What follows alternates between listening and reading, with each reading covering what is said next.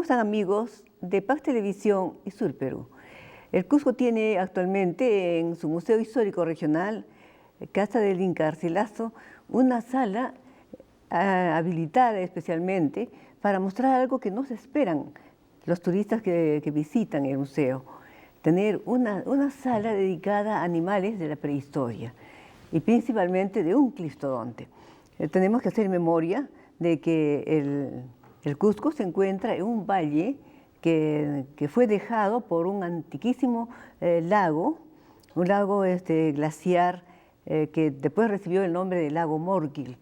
Este lago se vació por un lado donde afluían las aguas por la angostura, y fue descubierto así documentalmente ya en 1912 por el geólogo Herbert Gregory de la misión de la Universidad de Yale, que estuvo allí con Hiram Bingham. Entonces tenemos de que ya se comienza a hablar más de este lago, ¿no? Este lago que todavía no tenía nombre, y en esa época llegó a llamarse Lago Morquil, y eso es lo curioso, ¿no? Es por un señor que había dado lo necesario en equipos y en facilidades para el traslado de los estudiosos allí en el contorno, ¿no?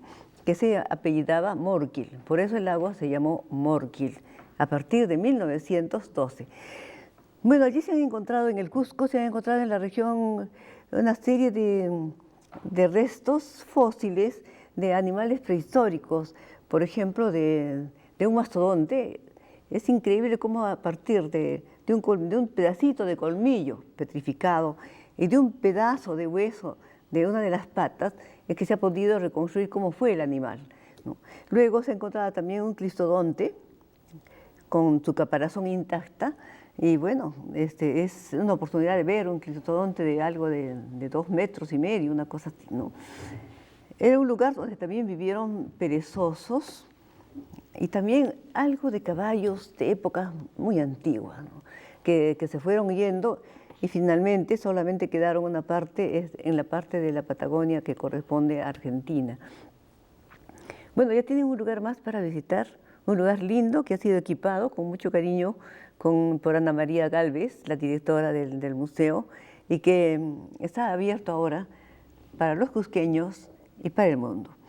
Nuestro invitado de este programa de Huellas del Tiempo es el señor Wilfredo Pérez Ruiz, a quien hemos llamado para hablar con él, hacer un recuerdo de homenaje al señor Benavides, que fue fundador y al mismo tiempo también director del Parque de las Leyendas, y también hacer un recuerdo del señor Celestino Kalinowski, excelente taxidermista, cuyas obras se exhiben en una serie de museos de historia natural del mundo.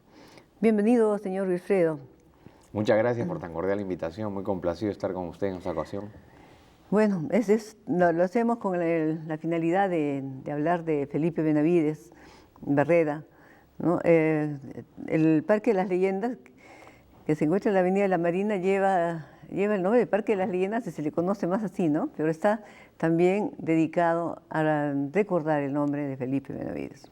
Sí, el Parque de las Leyendas, que sin duda es parte de la historia cultural y social de Lima, y es patrimonio de Lima, una de las instituciones probablemente más visitadas por cientos y miles de peruanos. Probablemente sea, sin exagerar, la institución en donde la inmensa mayoría de peruanos tenemos algún recuerdo, y por lo tanto está vinculado a nuestra historia y nuestra biografía personal y colectiva. Y hace algunos años, al cumplirse 10 años de la muerte de Felipe Benavides, se designó, mediante un proyecto de ley del Congreso, que esta institución llevara su nombre. Por lo tanto, desde el año 2001, el Parque de las Leyendas se llama Patronato del Parque de las Leyendas Felipe Benavides Barreda, en homenaje y en recuerdo a su obra. Claro. Y bueno, hemos invitado al señor Wilfredo Pérez Ruiz porque él ha trabajado con Felipe Benavides. Actualmente ejerce docencia en varios institutos de aquí de Lima, pero conserva una serie de recuerdos muy hermosos acerca de la labor de estos dos personajes a quienes recordamos ahora en este programa. ¿Podría hablarnos un poco del comienzo del Parque de las Leyendas? Porque también eso es interesante. Sí, es una historia muy interesante, muy poco difundida también, porque el Parque de las Leyendas surge a partir de la iniciativa conjunta de 4 peruanos: el presidente Fernando Belaúnde Terry, su edecán Enrique Barreto Estrada, su hija Carolina Belaúnde Aubry y Felipe Benavides Barreda. Los 4, de manera concertada, unieron esfuerzos y voluntades para gestar un proyecto con la finalidad inicial de constituir un gran espacio recreacional, que luego se incorpora el concepto y la idea de que sea también un parque zoológico. Así Usted me dice de que el señor Felipe Benavides ya tenía la idea de hacer un parque desde la época del presidente Prado. Sí, en 1956, cuando llega su segundo mandato constitucional, el presidente Manuel Prado Garateche, Felipe elabora un proyecto en el que sustentó la necesidad de crear un moderno parque zoológico para la ciudad de Lima, y él sostenía que ese parque debería estar instalado en los terrenos de lo que hoy día es el residencial San Felipe en Jesús María. Allí es donde él crea este proyecto, lo sustenta. Este proyecto tuvo reconocimiento internacional, fue avalado por una serie de miembros de la comunidad científica peruana, pero lamentablemente nunca se cristalizó. Y cuando llega el presidente Fernando Belaúnde Terry en 1963 al gobierno, este proyecto no se cristaliza porque esos terrenos son destinados para la creación del conjunto habitacional Las Torres San Felipe, y por lo tanto hay que replantear la idea, la ubicación y las finalidades que tendría el nuevo Parque Zoológico de Lima. Y ahí entonces es que se va a los terrenos que se encuentran más o menos disponibles, ¿no? Podríamos decir, allí en la Avenida La Marina, ¿no? Ahí, claro, y hubo que hacer intensas gestiones porque los terrenos donde actualmente están a entidades, ¿no? Así es, los terrenos en donde actualmente se ubica el Parque de las Leyendas forman parte, algunos de ellos, los más importantes y representativos, del complejo arqueológico Maranga. Por lo tanto, se tuvo que negociar con el Arzobispado de Lima, con algunas haciendas, la transferencia, la cesión de estos terrenos para poder instalar primero sobre una sección de 30 hectáreas el Parque de las Leyendas, que esto luego se amplía a más de 100. De tal manera que el proyecto inicial abarcó una extensión muy reducida de 30 hectáreas, donde se constituye la famosa zona de costa, sierra y selva que todos conocemos, y un pequeño ámbito internacional, y luego esto se amplía con la cesión de nuevas áreas, con lo que llega el parque a más de 150 hectáreas. Lástima que la dictadura militar de Juan Velasco Alvarado, de 1968 al año 80, los 2 periodos militares, permitieron la invasión, la negociación ilegal de algunos terrenos, y finalmente, al retornar la democracia en 1980, el parque contaba con menos de 100 hectáreas. Vale decir, en 12 años se perdieron aproximadamente unas 50 hectáreas en su totalidad. ¿Y cuándo ya se comienza con todo empuje a construir el parque? El parque tiene 2 periodos importantes. El primero, de su fundación en 1963, que es una etapa inicial donde se crea el plan maestro. Para eso convoca a Felipe Benavides y Fernando Belaúnde, a uno de los más prestigiosos arquitectos norteamericanos de renombre mundial, Robert Eberly. Él viene al Perú y ofrece sus servicios ad honorem para recorrer el parque y diseñar el plan maestro. Este plan maestro es aprobado, merece consensos y reconocimientos. Lástima que todos estos esfuerzos concluyen en el año 68, por las razones que ya explicamos. Una segunda etapa importante y trascendente en el parque es cuando nuevamente el presidente Fernando Belaúnde Terry, en su segunda administración, en 1982, 2 años después de haber llegado al poder, constituye el patronato del Parque de las Leyendas, como la institución autónoma que se encargará de administrar y conducir los destinos de la institución, y nombra a Felipe Benavides, sin duda su más representativo fundador, exponente y conductor, para que asuma esta tarea.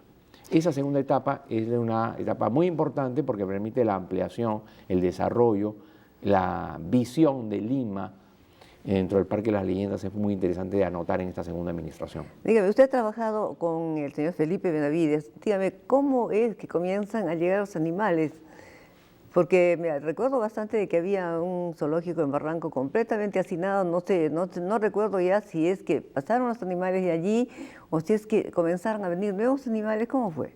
Sí, lo que sucede es que creado el Parque de las Leyendas en el año 1963, oficialmente fundado el 20 de marzo de 1964, se ve la necesidad de clausurar el zoológico de Barranco. Para eso Felipe Benavides es uno de los más interesados y por lo tanto lidera una campaña destinada a la clausura formal de este zoológico, porque los animales se encontraban en condiciones que eran, desde el punto de vista del manejo zoológico internacional, bastante censurables. Esto genera una acogida en la opinión pública, en las autoridades respectivas.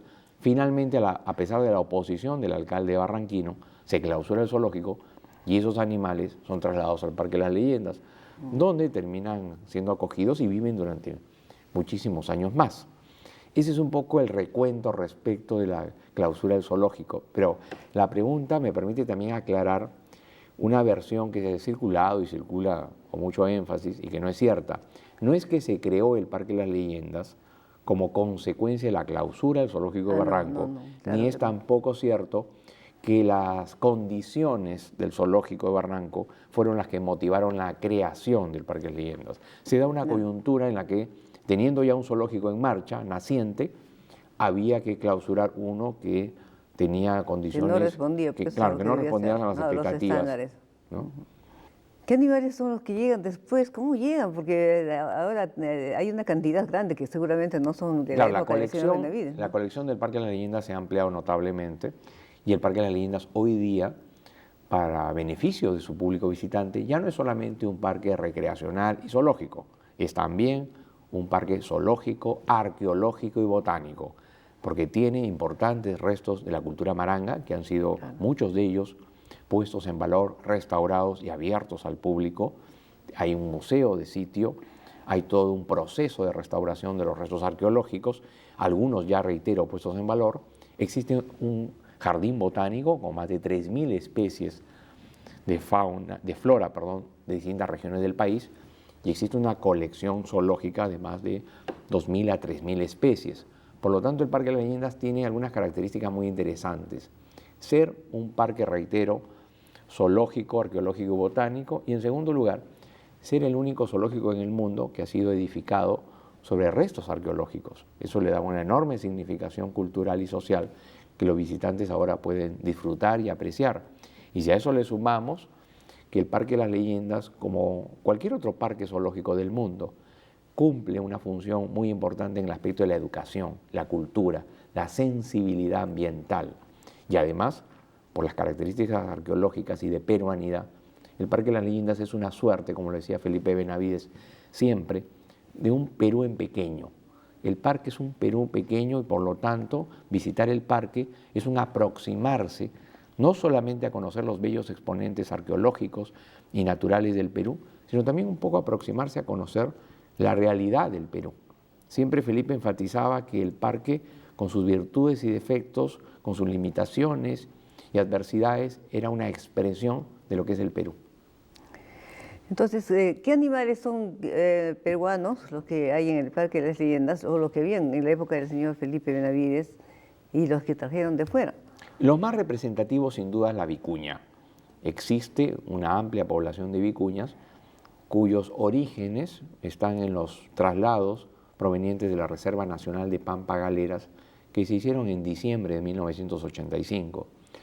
Eso ha permitido que el parque tenga una representativa población de ejemplares de este importante camélido y se haya podido constituir un ambiente muy importante, muy bonito, que se llama el ambiente Pampa Galeras, que es una pequeña reproducción de los escenarios de la Reserva Nacional de Pampa Galeras en Lucanas, Ayacucho. Y que podríamos decir de que respondía a todos los afanes que tuvo anteriormente Felipe Benavides por defender la vicuña, sí, la conservación de ella, ¿no? Sí, porque como usted sabe, Felipe fue, sin duda alguna, el conservacionista que más logros y realizaciones concretó a favor de la conservación y aprovechamiento racional de la vicuña. Primero promoviendo y gestando la creación de la Reserva Nacional de Pampa Galeras en Lucanas, Ayacucho, luego canalizando la cooperación técnica, científica y económica internacional que permita desarrollar los trabajos de conservación y recuperación poblacional de este recurso.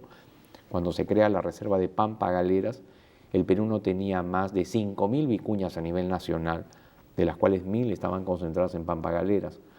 Luego de más de 2 décadas de intenso trabajo conservacionista, de gestiones a nivel internacional, Felipe Benavides logra recién en 1987, estamos hablando 21 años después, que la comunidad científica internacional, expresada a través de la Convención CITES, la Convención sobre el Comercio Internacional de Especies Amenazadas de Flora y Fauna Silvestre, apruebe el pedido del Perú para que nuestro país pueda, desde esa fecha, elaborar telas de vicuña provenientes de la esquila de animal vivo.